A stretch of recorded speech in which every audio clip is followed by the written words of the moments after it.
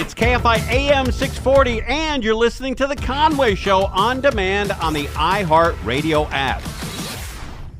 All hands on deck. We'll be here till 7 o'clock. Mo Kelly takes over at 7. He'll go to midnight. I'll be on from midnight to 3 a.m. Petros Papadakis will join us from 2 to 3 a.m. And then Neil Saavedra will be on from 3 to 5.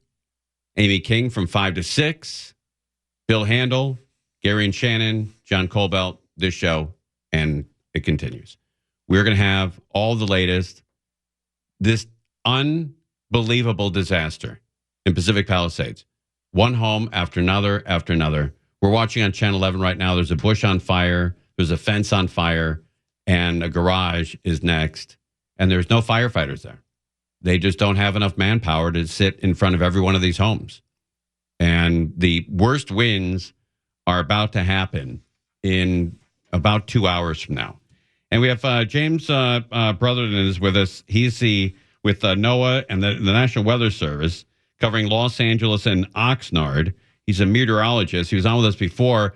James, welcome back to KFI. How are you, sir? Hey, doing okay, Tim. I'm over here in the Los Angeles Emergency Operations Center, and we are watching the wind starting to pick up across the Los Angeles basin now, seeing some gusts over 50 miles per hour in portions of the Northern Inland Empire and the San Gabriel Valley and San Fernando Valley. So we'll start to see those winds continue to increase throughout the region.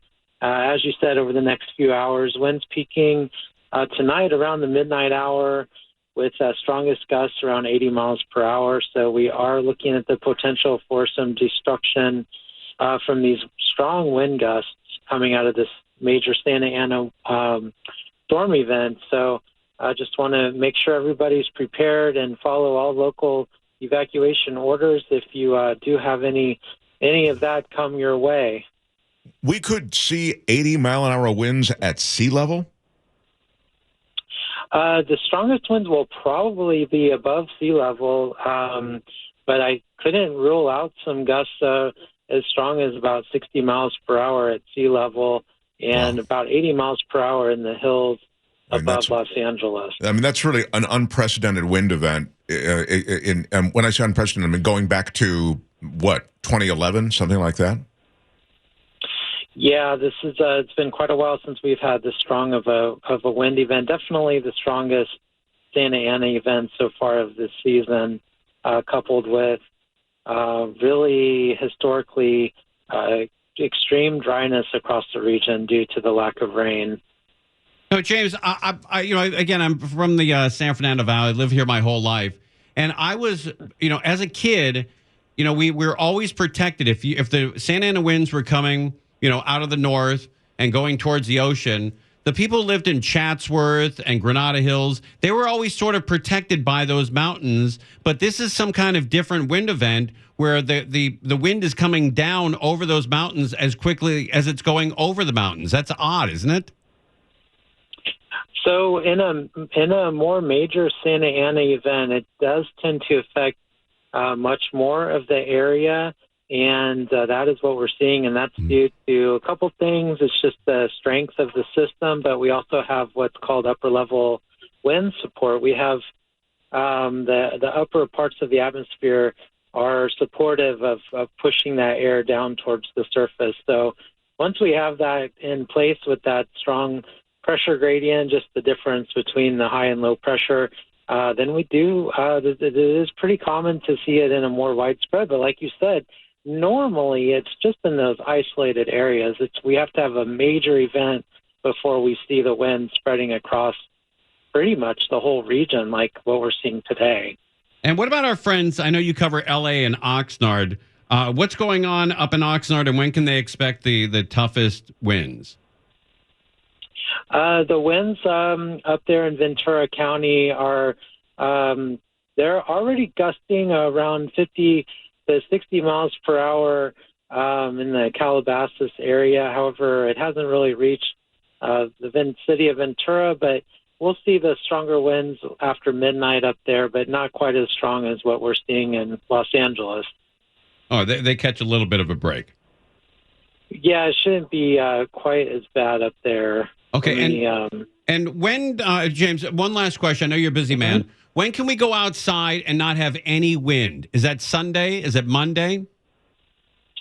The winds are going to gradually decrease tomorrow, but we probably will continue to have periods of gusty winds each night and morning through Friday, and then this weekend it looks like we'll finally see some relief from the Santa Ana winds. Okay, well, I appreciate you coming on, James Brotherton. Thank you so much. I know you're a busy man. I appreciate you taking the time. Oh, it's a pleasure. Thank you so much for helping to make sure everybody's prepared for this damaging storm that we're about to see. Yeah, this is going to be horrible. All right, the National Weather Service, James Brotherton, thank you. We're going to continue here, and this is going to be a wild night. The winds that we had today, I know a lot of people, including myself, Mark Thompson, thought this was crazy. But tonight it's going to be worse. And these embers that are flying around Pacific Palisades, they're going to be burning more homes.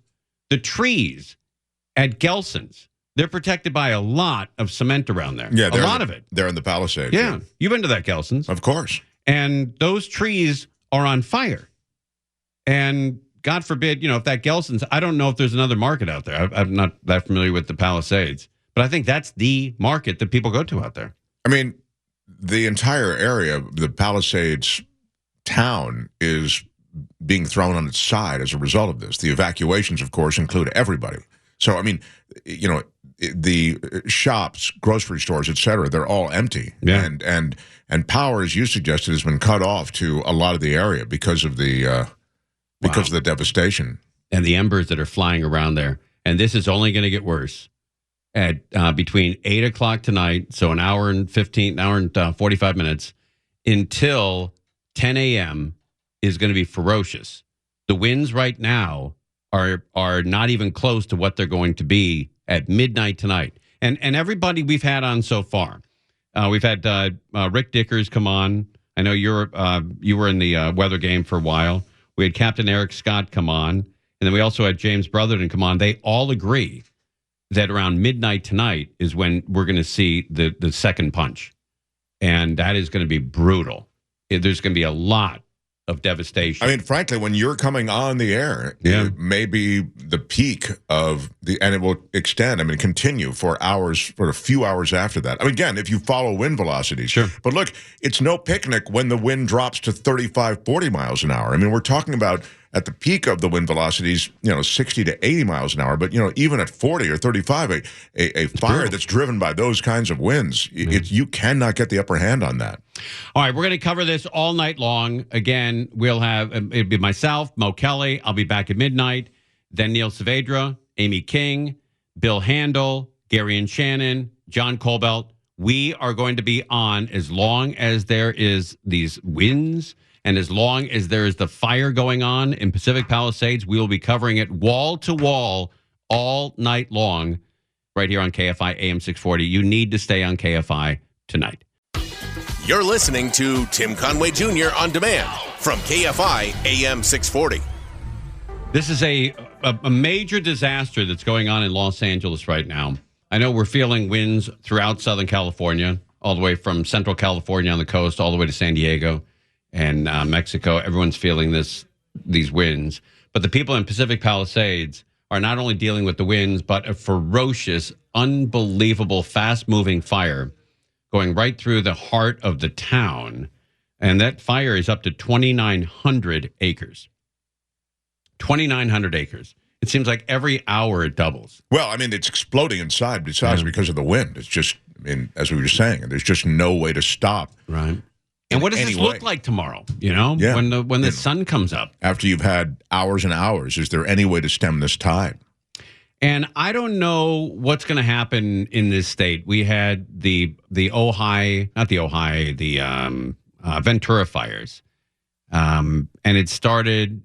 It started in Simi Valley and then went into parts of Oxnard and Ventura, and that destroyed a bunch of homes up there. Then we had the Malibu fire. Started in Malibu Canyon, lasted a bunch of days, a lot of homes burned. And then this fire as well. I don't know I don't know in the future if any of us are going to be able to get fire insurance if you live in the hills anymore. I think the answer is probably not. No. Yeah. But then what does that do to the economy? Right. I mean, if you can't sell your, $8 million home to somebody else and they don't, the economy is, they rely on property taxes for a lot of it. And so a property tax of an $8 million home is probably $50,000 a year or more. No, it's about $70,000 a year. And if you can't get anybody to buy that home, you lose that tax revenue of every single home that can't sell. Well, I mean, it's the economy beyond that. I mean, the real estate economy is an important engine of the economy in California. We have some of the most valuable real estate in the country. Right. And then what do we do with the schools, the charter school that's burning, Poly's threatened out there, high school out there. This, the Gelson's trees are on fire. I know I keep going back to that, but that strikes me as something that's really unusual. You would think the trees surrounded by 50, 60 yards of pavement in every direction would be safe from these fires, and they're not. They're all on fire. And so this whole landscape changes tonight and into tomorrow. And it's going to be, as Tim Lynn said, it's going to be, 5, 10, maybe 15 or 20 years, maybe a couple decades until it gets back to normal. I remember the Brentwood fire in the 1970s. Where a ton of homes burned in the Brentwood fire. That's where it jumped to 405? Yeah, They called it the Bel Air fire? Yeah, the Bel Air fire. It was horrible. You see pictures of to everybody, if you Google it, what Tim's talking about, you can see celebrities like Zsa Zsa Gabor looking through the ashes of the fire that consumed her home. It was quite extraordinary. So I have a feeling that there are a lot of moms and dads who have young kids and they live up in the Highlands, and they've had it with this. The amount of energy, the amount of just fear and sheer terror that this brings on doesn't equal the beautiful view anymore. Well, this is interesting because, we live this. Courtney wants to leave California for just this reason. We had our neighborhood burned, as you know, it burned, and we had to evacuate, and we faced a lot of these decisions. We continue to face them, but I always ask her, where do you want to move? Where do you want to go? I mean, you need to you ask her like that? In that condescending way? Actually, I took something off there. Wow. You think it's even worse than that? Right. Yeah. But you do need to move somewhere. And California is an extraordinary place to live. This may be an odd moment to, make that argument, but I just think there's a lot special about California. You never know. Again, mothers and dads with young kids who live up in the Highlands and they're watching this fire and they don't know if they're going to go home to go to their home tomorrow, whether it's going to be there or not, and what that does to kids. I think it has a lifelong effect on children when your home burns to the ground. And, that's their safe place. That's where, where they've been told great news in their room. They've been told bad news in their room. They've had Christmas or Hanukkah, Kwanzaa, whatever they celebrate. They've had Thanksgivings. They've had pictures all over the house of their family members. They've got dogs and cats and friends and schoolmates, and they get into, soccer or basketball or volleyball, whatever, and everything is surrounded in that home. They have endless meals in there with family and friends. They've had grandma and grandpa over from back east, and everything is that home. And when that home is gone, I think it has a tremendous lifelong effect on children. I know it does. Well, the other thing is you tell kids typically things that sort of shelter them from having the kind of anxiety that you're talking about, right? You say, don't worry, we're safe here, or don't worry, look. But you can't hide that sometimes. Well, I know, exactly. But you say things like, hey, it's always possible that we'll have to leave, but right now everything's fine, don't worry. In that way, you try to allay any fears they might have. Yeah, I think, it's going to be tough for a lot of people for a long time. There's going to be a lot of people who hold their emotions in. I'm the king of that, by the way, of just holding them in until I meltdown. And and you're going to hold them in. You're going to be brave for your wife, for your kids, for your husband, and you're going to feel this in a couple months, and it's going to knock you on your ass. But for now, you've got to be strong for those kids. You've got to tell these kids, look, Mom's still here, Dad's still here, the dog's still here, Grandma and Grandpa's still here. We're all still alive. We can rebuild this. This is material crap. And, on the other hand, maybe it is a good lesson for the kids, for the kids that realize that there are more important things than the iPhone or their bed or their dress or whatever. And that's family. Everyone's still, whether you're in a hotel or whether you're in your big home in the Palisades, you're still together as a family, and maybe it makes the family stronger. That's possible as well. All right, we're going to be here all night long. It's Conway and Thompson till 7 o'clock, Mo Kelly till midnight. I'm coming back at midnight when we're supposed to have the strongest winds. Midnight to 3 a.m. I'll be here. Then Neil Saavedra, Amy King, Bill Handel, Gary and Shannon, John Cobell. So keep it here. We're keeping an eye on this fire, and we're not going to get any helicopter footage from the news stations until early afternoon tomorrow. That's when President Biden takes off. As long as President Biden's here, nobody can fly over that fire because that fire is within the flight restriction zone. No news person can, yeah. Yeah, that's what I said. You said nobody can. Buddy, I'm going to reach across and strangle you. I thought you would. I thought you'd enjoy it, but okay. Sorry. Get him. God, you got to be so precise here with Mark Sorry Thompson. about the facts. Sorry about that. But you've done it 3 times. I only did it twice. Okay. I just need to correct you on the number of times I'm I've not done talking about helicopters that are fighting fires. I'm talking about the newscopters. Okay. Sorry about that. God, tomorrow's going to be fun. So you don't want me to come in tonight at midnight then? That's right. Okay. Yeah. Okay. It's the Conway Show. I'm here alone. It worked, Thompson. You don't have to come in now. I knew it. I thought you'd get a kick out of it. I'm going to strangle you. Okay. All right. You're listening to Tim Conway Jr. on demand from KFI AM 640. And we'll be here till 7 o'clock. And then Mo Kelly comes in to take over coverage. This is I think unprecedented. I can't remember the last time this type of wind was affecting Southern California. I know you said in 2011. I don't remember that. I don't remember whether it was here, whether it was too buzzed, or what happened in 2011. Well, the thing about just in general, just because I was a weather guy for so long, there's a recency bias. We just don't remember much of any seasons. That's why you need to go back and actually look at the charts and see. But I think that was the last time. And also, honestly, it's corroborated by some of the people we've talked to, meteorologists like Rick Dickert, et cetera, who say, that was last probably severe wind event that would even hold any kind of comparison to what we're going through now. Man, I don't remember that. And I was working here. I started here in 2010. I don't remember that event. I don't know. Maybe I'm just a memory shot. You can drink your memory away. Oh, can you? Yeah, you can.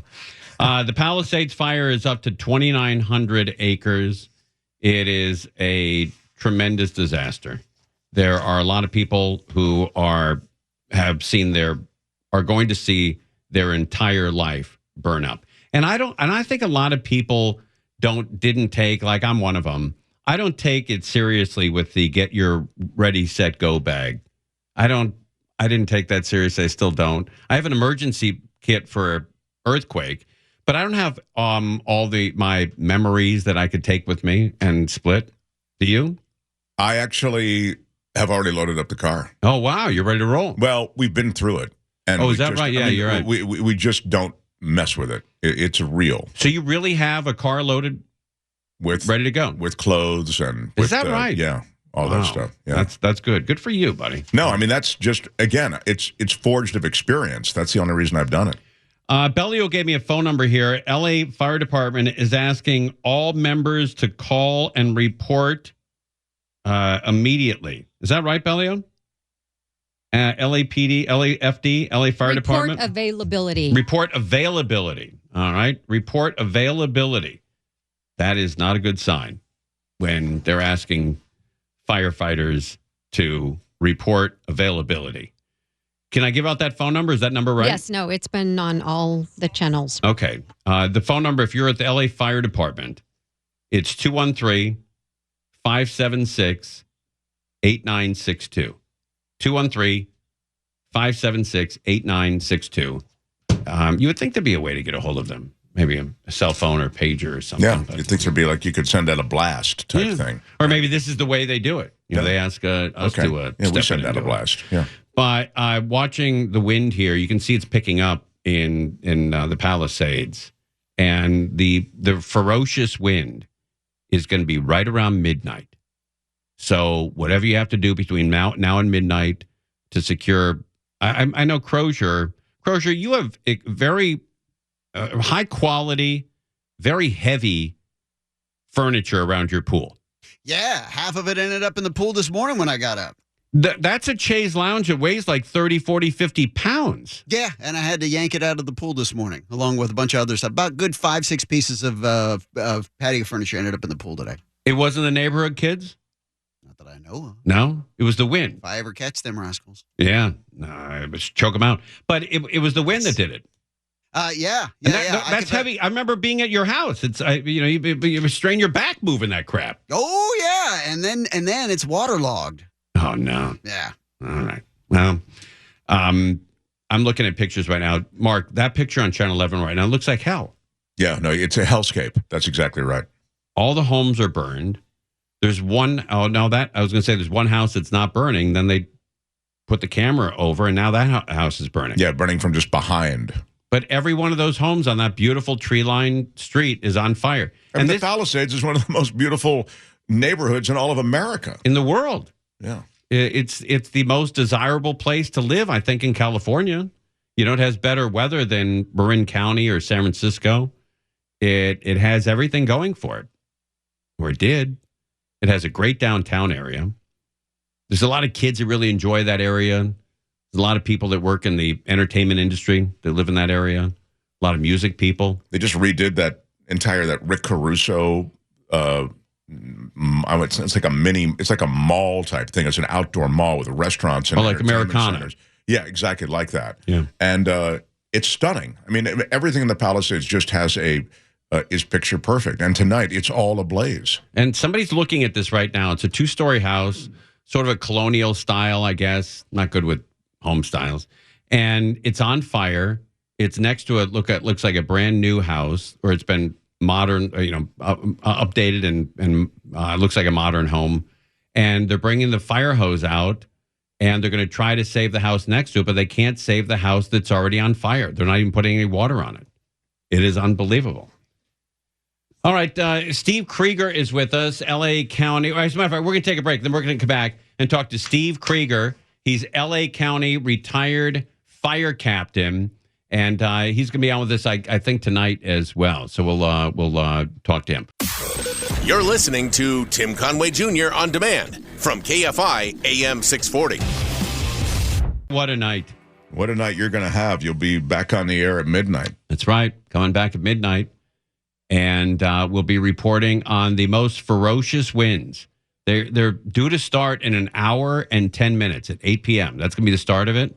But the real brunt of it is going to be midnight tonight. But it's already blowing like crazy. You just look out the window, you can see the street signs and trees. And, it's all very, right now, blustery. It's moving the lampposts, and that's very hard to do. Yeah, you're right. I mean, look at that. Yeah. And it's going to, as I say, if these wind velocities check out, it'll be even more intense. All right, let's talk to Steve Kreeger. He is a retired fire captain with L.A. County or Orange County Fire Department. I don't remember what it was. I think it's Orange County. Is that right?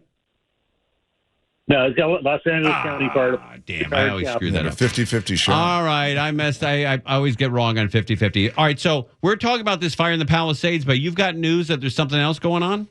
It started out as 10 acres. Now it's bigger in Eaton Canyon on the east end of Altadena and border of Pasadena. They got full brush response from LA County and Pasadena on it, and also Forest Service. But they're doing a lot of structure protection. Same area as that Kinaloa fire back in 1993 that took out a whole bunch of homes. So they've got structure protection going on over there right now. And the copters aren't able to drop right now. They've got a copter overhead monitoring it, but they're not able to drop, and I didn't hear exactly why. Okay, but could it be the wind? Is that one of the reasons? The wind or the wires. I know there's a lot of big wires in that area. Okay, so if it's Eaton Canyon, that's considerably north then of Pasadena. That's up in the hills, up in the mountains. Yeah, it's north of the 210 freeway, about where San Gabriel just north of San Gabriel Boulevard and the 210 freeway. You up north of that.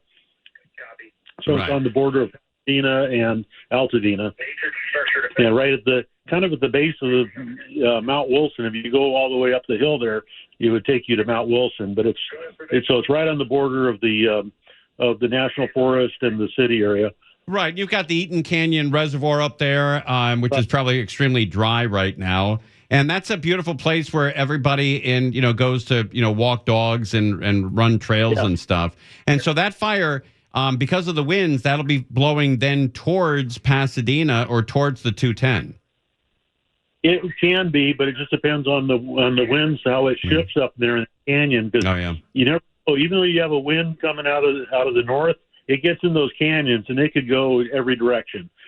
All right. Steve, we'll keep an eye on that. What are your thoughts on this fire in Pacific Palisades? I know you with LA County for a long time as a fire captain out there. Have you seen anything like this in your career? Not quite that bad. I've been up in that area, Palisades and Malibu, but not a wind, because I think this wind was coming more out of the north than it was the northeast, and it was really pushing down that hill. I mean, when that was going all the way down to the beach and burning the lifeguard tower on the beach. Yeah, that's something else, man. That's, I've been on a lot of strong wind-driven fires, especially out in the Inland Empire on Ontario and Cucamonga. But that fire there in Palisades, that was just incredible.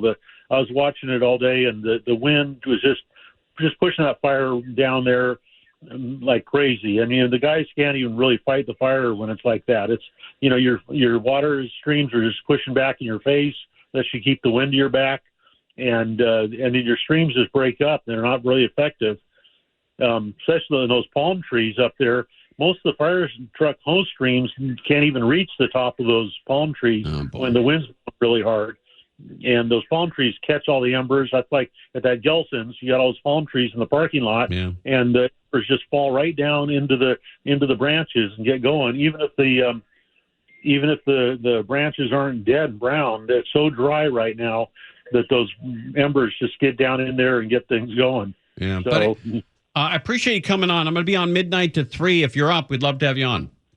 Okay, I'll be there. Okay, thank you, sir. All right, Steve Kreeger, retired LA County fire captain, and he knows his stuff. Oh, Boy, he really and he really gave you almost a visual, which is that those winds are blowing so hard that as you have that fire hose, and that's a muscular kind of athletic thing to even hold that. Huge. And against those winds, and he's just saying, and the winds just blow the water right back onto you. Yeah, that is some kick-ass stream that comes out of a fire hose. Yeah. And you can't get that to stick.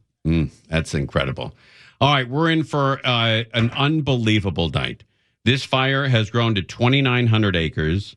There are 13,000 structures that are being threatened. No count of how many structures have been lost, but there are a significant amount of those. 30,000 people are under evacuation orders. 30,000 people. And I imagine, when that fire happened up in Brentwood where you got burned out of your home, I bet the electricity was out for a couple of days too. Oh, yeah. I think everything was pretty well shut down. So they've got that to worry about as well. When the electricity is shut down and you go back to your house, it's still frightening, And then when you go back to your house and all the other homes burnt around you, I don't know if you experienced this, but some people talk of a guilt there where your house survived and the other ones didn't. Did you experience that? Yeah. Well, and our house wasn't inhabitable, so we were not able to just go back in. But you're right in the sense that as we drove in, it was like a lunarscape, and it was all still smoldering. I mean, there literally was smoke coming up from these charred out, shells of homes. And so, you wonder, you're grateful that you made it, but you're wondering, about the future, and you wonder, what it would have taken for others to have, been so lucky. I know you had that signature tree that you loved in the middle of your home. Did you have that removed before the fire? Yeah, and I feel like it was you who pointed out to me, because it was a big thing on the deck of my home. There was a gorgeous big tree, love and those trees, yeah. and it almost choked me up when we had to cut it down because it had been infected with those whatever they are, the bark beetles. beetle? Yeah, and had that. I thought it was you who said it to me. Had you not taken out that tree, is what you said, your home may not have survived at all. No, I think that's a good point. I'll take credit then. I think maybe I did lay that on you. All right, buddy. I appreciate you coming in. Good luck tonight. And your show is The Mark Thompson Show. Yeah, it's on YouTube. It's on YouTube and across audio platforms, including iHeartRadio. Every time I look into it, you get another 3 or 4 million, 4,000 people. You're up to 84,000. Yeah, we're doing That's okay. big. Thanks, pal. That's. I mean, for doing it for a year, 1 year. It's been 2 years though. Is it 2 years? Yeah, 2 years. But you've been very supportive, and you even stopped by one of our listener events. That's right. That was a big fun thing. That was a big. Anyway, good luck tonight. I'm around if you need to reach. Okay, excellent. All right, we're live.